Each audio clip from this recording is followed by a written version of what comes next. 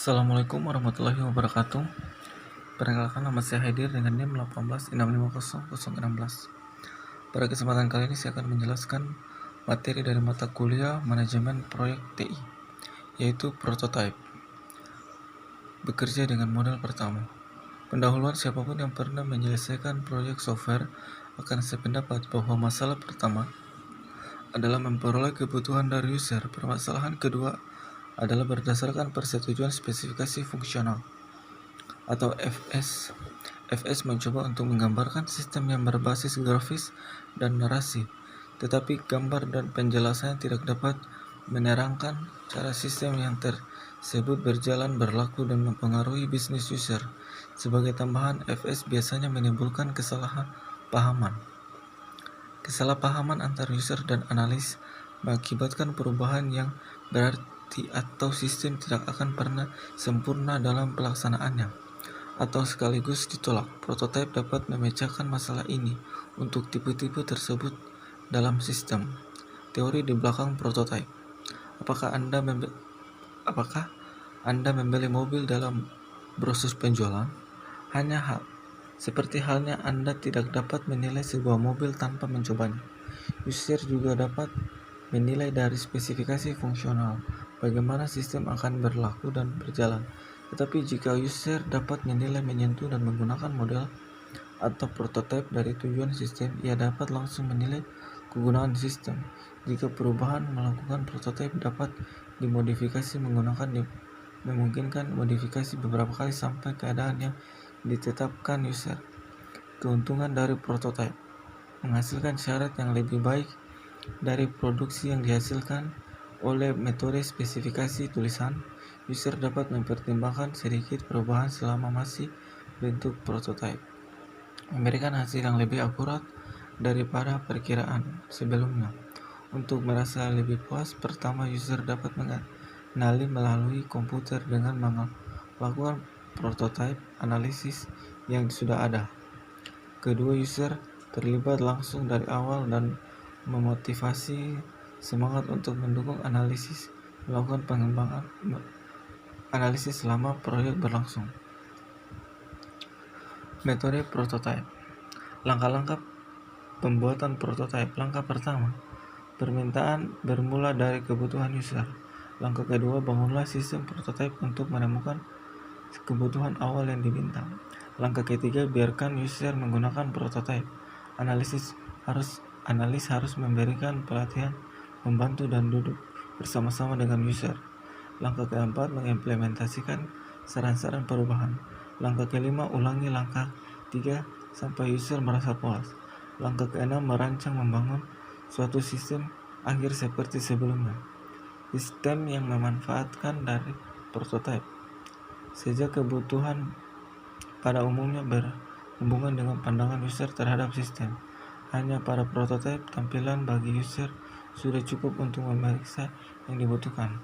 Menu-menu, bentuk tampilan, input, tampilkan keluaran atau laporan yang dicetak, pertanyaan-pertanyaan, pesanan-pesanan merupakan calon ideal untuk prototipe. Software untuk prototipe. Apa yang harus disediakan dari paket software prototipe? Produk yang baik harus menyediakan 7 bagian. 1. Pembuatan menu yang cepat dan mudah. Pada menu harus terdapat submenu, formulir, laporan, program prototipe. 2. Pembuatan tampilan input dan output. Anda harus dapat mewarnai bentuk tampilan dengan menempatkan kursor pada lokasi yang dituju. Penyelarasan.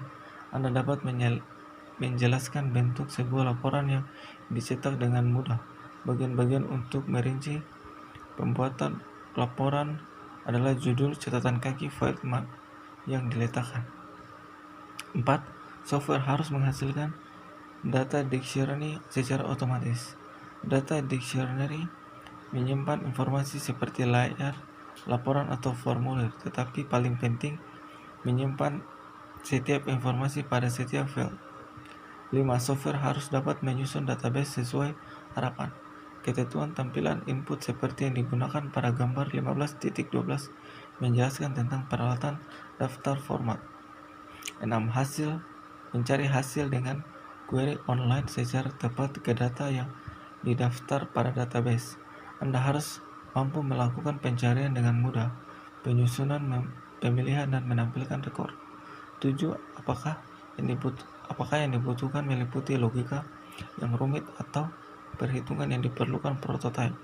Walaupun tidak penting, program yang baik mempunyai bentuk struktur sederhana, bahasa pemrograman untuk mengizinkan Anda melakukan pemrosesan khusus waktu kejadian, prosedur otomatis, dan sebagainya. Prototipe sebagai case. Prototipe adalah metode untuk mengoptimasikan fase definisi dan analisis, jadi merupakan bagian dari chase. Tetapi prototipe memberikan masukan pada tingkat pengoptimalan selanjutnya dengan baik. Seberapa cepat Anda melakukan prototipe?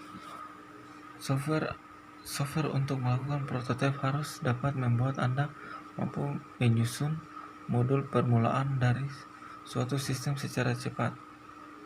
Dinamakan prototipe ditempatkan dalam 7 fase.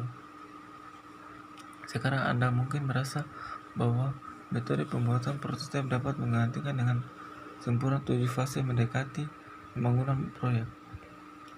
Bagian 1 buku ini menceritakan pada tentang pembuatan prototipe. Jangan takut, pembuatan prototipe menggantikan beberapa bagian pada fase definisi analisis.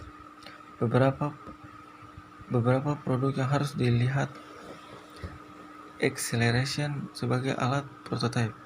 Dalam bab 6 kita telah melihat sebuah alat analisis yang baik disebut accelerator, tetapi alat ini mempunyai bentuk yang membuat alat prototipe lebih baik.